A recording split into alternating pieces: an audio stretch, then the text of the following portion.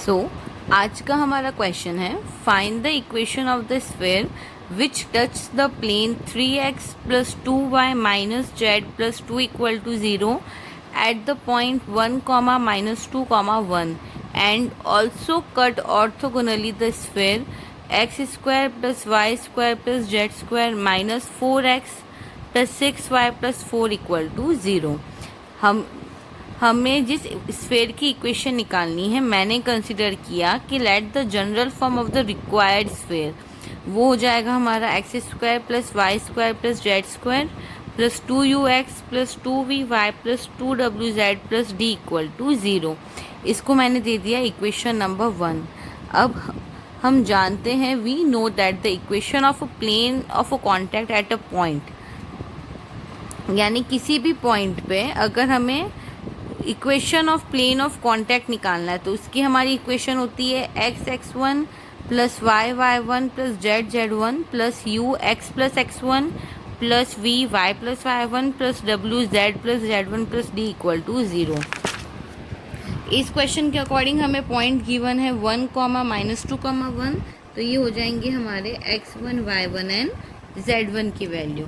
तो इस given equation में हमें x1 y1 z1 की वैल्यू क्वेश्चन में ऑलरेडी गिवन है, तो उसी वैल्यू को पुट करने पर, यानी putting value of x1 y1 z1 जो कि क्वेश्चन के अकॉर्डिंग हमारी है 1 कॉमा माइनस 2 कॉमा 1।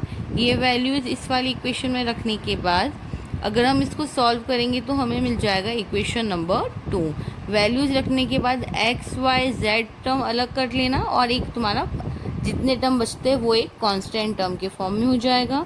ये हो जाएगी तुम्हारी इक्वेशन नंबर 2।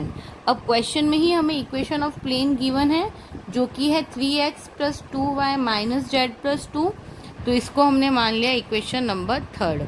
अब हमें पता है कि इक्वेशन नंबर 2 और इक्वेशन नंबर 3 ये दोनों ही सेम प्लेन को रिप्रेजेंट कर रहे हैं। तो अगर ये दोनों सेम प्लेन को रिप्रेजेंट कर रहे हैं तो इनके कोफिशिएंट को हम कंपेयर कर सकते हैं। तो देखो इक्वेशन नंबर 2 और 3 में एक्स वाई जेड के कोफिशिएंट कंपेयर करने पर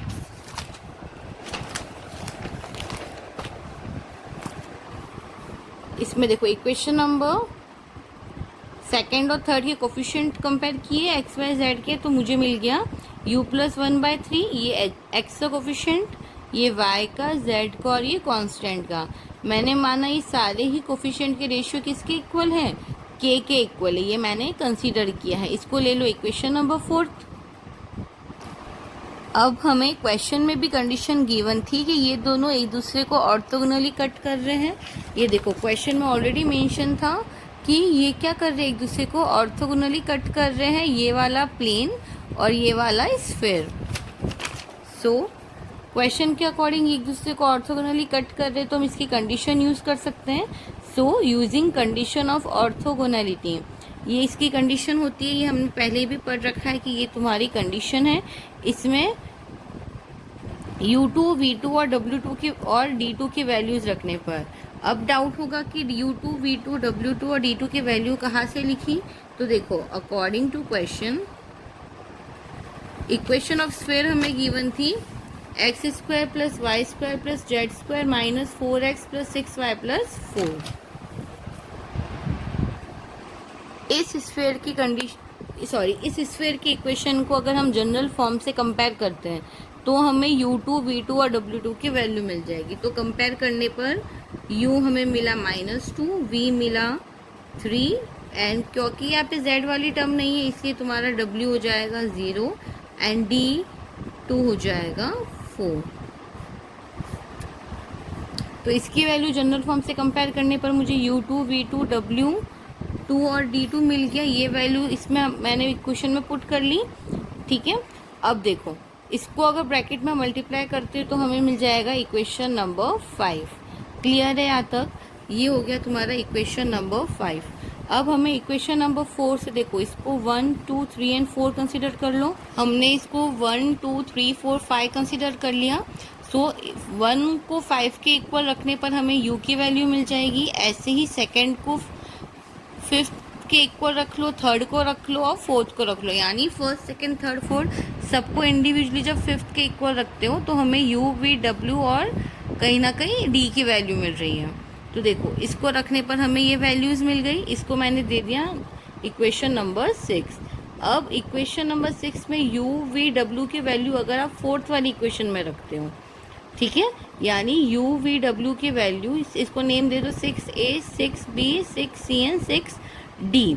सो a b c ये तीनों ही वैल्यू d में रखने पर मुझे एक इक्वेशन मिल रही है, that is 4k equal to d minus 6। इसको दे दो इक्वेशन नंबर 7।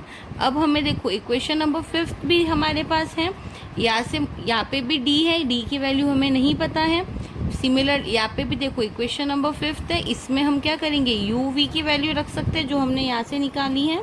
तो यहाँ से वैल्यू u v की इसमें रखने पर हमें एक इक्वेशन मिलेगी, वो हो जाएगी तुम्हारी ये, इसको वैल्यू रखने पर हमें मिल जाएगा d equal to 12। So d equal to 12 अगर मैं वापस इस वाली इक्वेशन में रखती हूँ, यानी सबसे पहले मैंने ये तीनों इक्वेशन की वैल्यू इसमें रखी और यहाँ से मैंने d की वैल्यू निकाल ली। अब u v की वैल्यू इक्वेशन 5 में रखने पर d की वैल्यू मिल जाएगी और उस d की वैल्यू अगर मैं वापस इसमें रखती हूँ तो मुझे k की वैल्यू मिल जाएगी, यानी हमें d और k दोनों की ही वैल्यूज़ फाइंड आउट करनी है, ठीक है। तो यहाँ से हमें d की वैल्यू पहले मिल गई 12 और उसके बाद हमने जब d की वैल्यू वापस इक्वेशन 7 में पुट की तो हमें मिल गया k। अब हमारे पास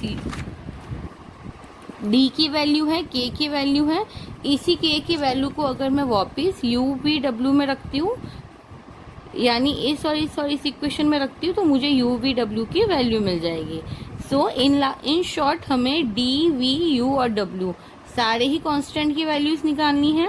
ये वैल्यू निकालने के बाद अगर आप इक्वेशन नंबर 1 जो हमने कंसीडर किया था जनरल फॉर्म ऑफ स्फीयर उसमें रखते हो तो हमें मिल जाएगा रिक्वायर्ड इक्वेशन ऑफ स्फीयर और यही हमारा रिक्वायर्ड सॉल्यूशन है। आई होप सभी को क्वेश्चन अच्छे से क्लियर होगा।